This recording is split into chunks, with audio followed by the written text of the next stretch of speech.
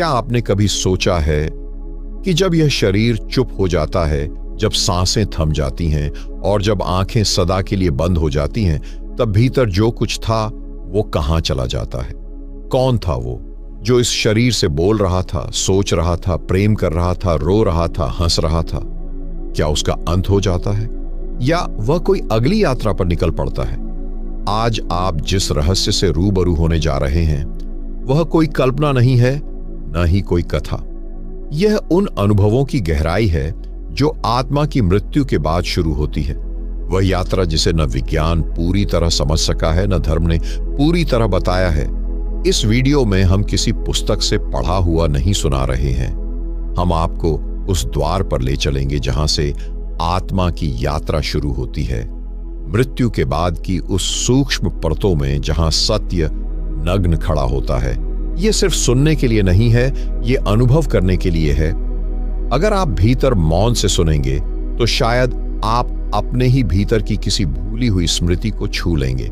और अगर कभी आपके जीवन में कोई प्रिय चला गया हो तो ये शब्द उस आत्मा की यात्रा को समझने की एक कड़ी भी हो सकते हैं। चलिए आज अपने भीतर उतरते हैं उस रास्ते पर जो मृत्यु से आगे जाता है और शायद जीवन के वास्तविक अर्थ तक पहुंचा देता है।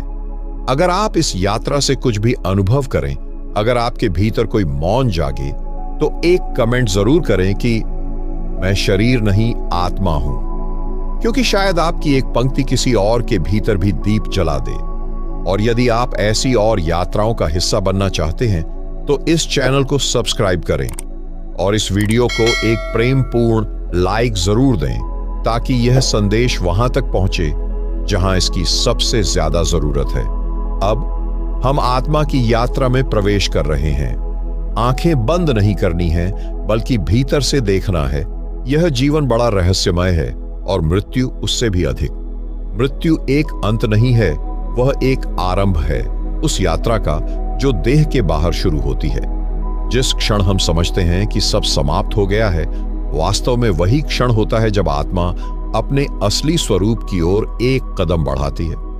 मृत्यु का वह पहला क्षण जब शरीर निश्चल हो जाता है, हृदय धड़कना बंद कर देता है, सांसें शांत हो जाती हैं। बाहर से देखने पर लगता है कि सब थम गया, लेकिन भीतर कुछ बहुत सूक्ष्म घट रहा होता है।